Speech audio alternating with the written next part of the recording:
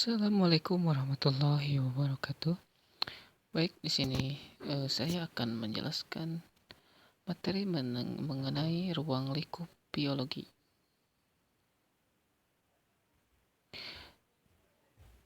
Di sini untuk ruang lingkup biologi akan membahas mengenai permasalahan biologi, cabang-cabang biologi. Yang ketiga itu manfaat biologi.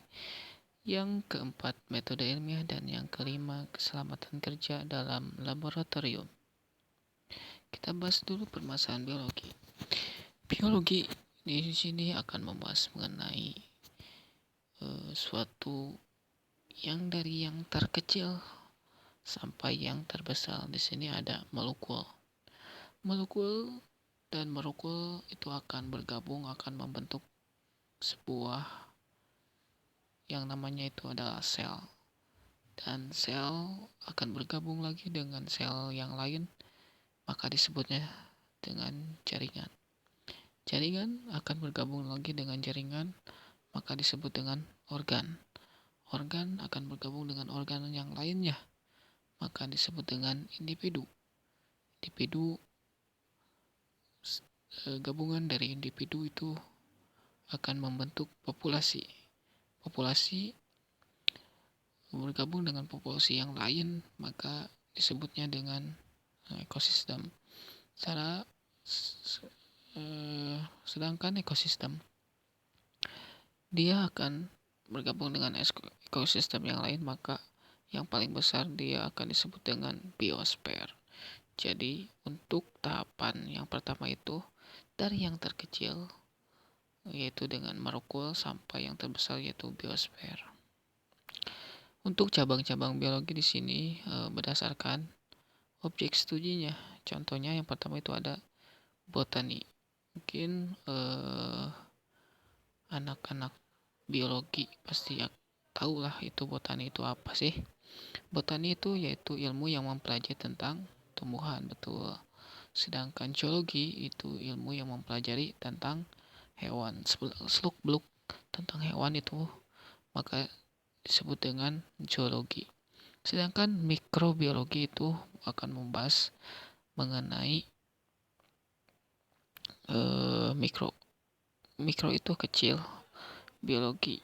Jadi dia akan membahas mengenai mikroorganisme yang ukurannya kecil seperti virus, bakteri, dan yang lainnya seperti itu.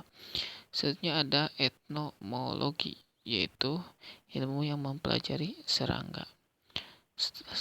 Selanjutnya itu ada entomologi, yaitu ilmu yang mempelajari serangga sama yaitu. Ada virologi, ilmu yang mempelajari virus. Ada bakteriologi, yaitu ilmu yang mempelajari bakteri. Itu lebih spesifik lagi, ada virologi sama bakteriologi. Dan juga ada mikologi, ilmu yang mempelajari tentang fungi atau jamur. Selanjutnya itu berdasarkan tema pokok, contohnya itu ada evolusi. Apa sih itu evolusi? Evolusi yaitu suatu ilmu yang mempelajari perkembangan makhluk hidup dari bentuk yang sederhana menjadi bentuk yang rumit dalam rentang waktu yang sangat lama. Sedangkan ekologi yaitu ilmu yang mempelajari hubungan timbal balik antara makhluk hidup dengan lingkungannya. Sedangkan genetika yaitu ilmu yang mempelajari cara pewarisan sifat individu kepada keturunannya. Jadi dia akan mewariskan sifat, misalnya dari ibu dia akan mewariskan sifatnya kepada anaknya. Sedangkan patologi yaitu ilmu yang mempelajari tentang penyakit ya dan pengaruhnya terhadap organisme. Selanjutnya itu ada paleontologi, yaitu ilmu yang mempelajari fosil dan bentuk kehidupan di masa lampau. Dan yang terakhir itu ada taksonomi, yaitu ilmu yang mempelajari penggolongan makhluk hidup. Lalu ada manfaat biologi. Apa sih manfaat biologi dalam bidang kedokteran atau farmasi? Yang pertama itu adalah menemukan obat. Jadi dengan bantuan bidang kedokteran atau farmasi, dia akan membentuk atau menemukan obat untuk menyembuhkan segala penyakit gitu. Lalu ada menghasilkan vaksin. Di sini dengan ilmu bidang kedokteran dan farmasi, maka akan menghasilkan vaksin. Vaksin ini untuk apa sih? Yaitu vaksin ini akan diberikan kepada orang yang sehat gitu, karena vaksin ini merupakan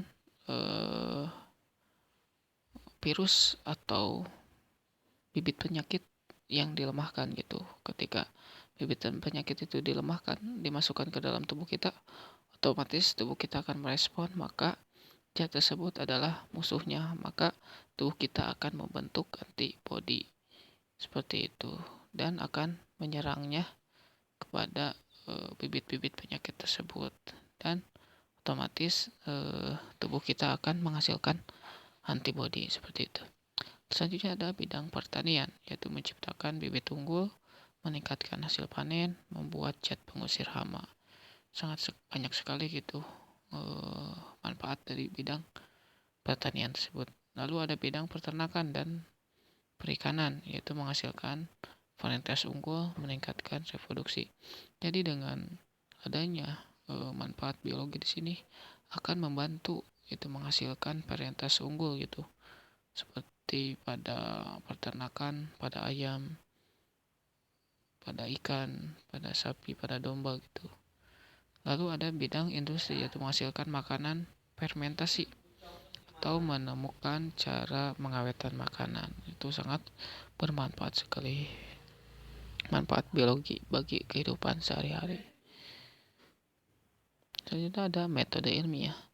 Di sini untuk membentuk suatu penelitian haruslah mempunyai metode ilmiah. Yang pertama itu tahapannya yaitu ada observasi terhadap suatu masalah, yaitu perumusan masalah. Yang kedua ada perumusan hipotesis, dugaan sementara. Selanjutnya itu ada melakukan eksperimen, yaitu dengan cara percobaan terlebih dahulu gitu. Setelah percobaan dia akan mengumpulkan data. Dari percobaan itu akan dikumpulkan datanya seperti apa, disusun data-datanya. Selanjutnya akan penarikan kesimpulan. Apa sih kesimpulan dari percobaan atau penelitian yang telah dilakukan? Lalu publikasi hasil penelitian, mengkomunikasikan hasil penelitian. Mungkin itu untuk tahapan metode ilmiah.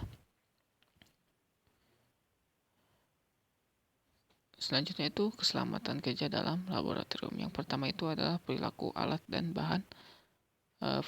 alat dan bahan laboratorium, yaitu membawa peralatan dari kaca menggunakan dua tangan, tidak dijingjing, menggunakan pipet tetes atau tekan karet dengan pijitan, jangan menengok isi tabung reaksi dari arah lubang, terutama ketika atau setelah dipanaskan. Yang selanjutnya itu jangan menghadapkan mulut tabung reaksi yang sedang atau telah dipanaskan ke tubuh orang lain. Yang kelima itu perhatikan penggunaan alat yang terbuat dari kaca dalam kegiatan pemanasan kaca yang tahan panas adalah Virek. Yang keenam, pahami secara betul dalam memperlakukan bahan bakar, terutama bahan kimia. Yang ketujuh, jangan meletakkan botol yang berisi bahan kimia langsung terkena sinar matahari. Yang kedelapan, mengambil bahan kimia berbentuk padat menggunakan spatula. Yang kesembilan, gunakan bahan kimia secukupnya. 10, baca label nama bahan kimia pada wadah untuk memastikan bahan sesuai dengan yang dibutuhkan. Yang ke-11, apakah hendak menuangkan bahan kimia cair dari botol label, diatur menghadap ke atas agar terhindar dari tetesan. Botol ditutup setelah digunakan dan bersihkan sisa bahan yang tercecer di botol dan lap. Yang ke-12, menggunakan pipa kaca untuk memindahkan larutan dari gelas kimia satu ke gelas kimia yang lain. Yang ke-13, memindahkan asam kuat yang bersifat korosif dengan pipet tetes. Yang ke-14, untuk mengenali bau gas dari suatu bahan, kipas gas bahan tersebut ke arah hidung dan cium baunya perlahan. Ke-15, bahan kimia yang mudah terbakar harus dijauhkan dari api. Nah, ini untuk simbol-simbol zat kimia itu ada eksplosif atau mudah meledak, ada toksis beracun, ada bahan bahaya bagi lingkungan, ada radioaktif, bahaya iritasi, mudah teroksidasi, mudah terbakar, korosif, dan menyebabkan kanker. Mungkin sekian untuk materi ruang lingkup biologi. Oke, nanti kita akan melanjutkan lagi ke pembahasan yang selanjutnya. Terima kasih. Assalamualaikum warahmatullahi wabarakatuh.